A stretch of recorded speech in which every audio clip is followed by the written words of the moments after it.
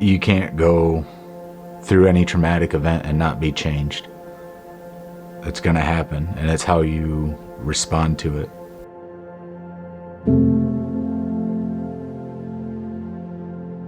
Growing up, I had good parents, loved me, took care of me.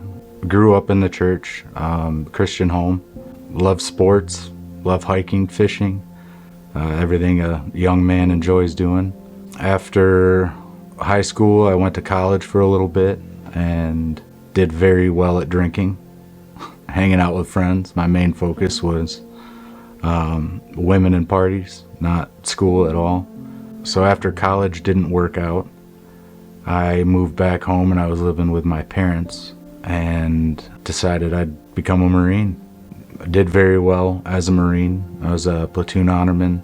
I did well in all my schools. I was the top of all my classes. And then at the last school I attended, there was an unfortunate incident where I killed my friend. We had a remedial field day, so we had to re-clean our room, and in the process of re-cleaning our room, we had broken a broom sweeping the floor. And after our room had been cleaned, we were waiting outside to be re-inspected. We found ourselves quite bored, so we started playing baseball with rocks and the broken broom handle. And it was a freak accident. I was swinging the broom handle, and when I swung the broom, the handle of the broom swung sideways through the air, and the broken portion with its jagged edge punched my friend through the jugular. Being scared, he pulled it out, and when he pulled it out, he bled out. It was the worst thing I've ever felt in my life. When any traumatic event happens, a common question is, why me? Why?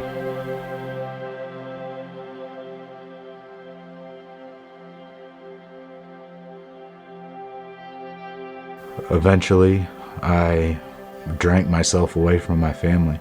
My girlfriend made the right choice and removed me from my kids. From there, I moved home with my parents. When I got home, I got a job, and I was drinking myself out of work. My boss, who's a veteran, luckily knew Steve from Warriors Set Free.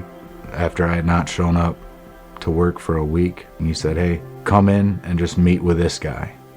That's all I want you to do. You don't have to work. You don't have to do anything. Just do this for me."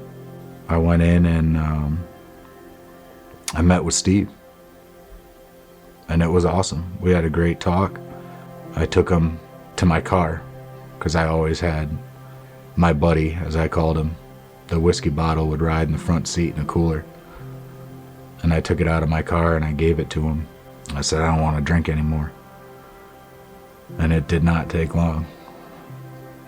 The enemy works overtime when you start making ground back for God. I wound up at a bar, hours of drinking, and I decided to go home, and I fell asleep at the wheel. I went off the road and hit a boulder, sent my car through the air, end over end. I broke 5 vertebrae in my back, my left shoulder, my left wrist, some ribs, and I crawled out the top of the car, just laid in a bush until my parents came. I ended up spending a week in the hospital, and throughout that time, Steve came to see me still, met my family, and then I think within the week of getting out of the hospital, I came to Warriors Set Free and did a freedom appointment, and it was life-changing. After my freedom appointment, I had been invited to go to the Hero's Return. Being up there and the journey that you go through, there's nothing like it. The time that you're able to take out for yourself and walk that journey and find your path again. And being able to experience that together with guys that are also hurting, I mean, it's there. It's free. It's waiting for you. You just have to accept it. But that doesn't mean it's not going to take work. It's still a work in progress. No one waves a magic wand and you're just better. It's a lot of work at the beginning, but it's continued work. Because a warrior's set free, I'm healed. I'm a new man.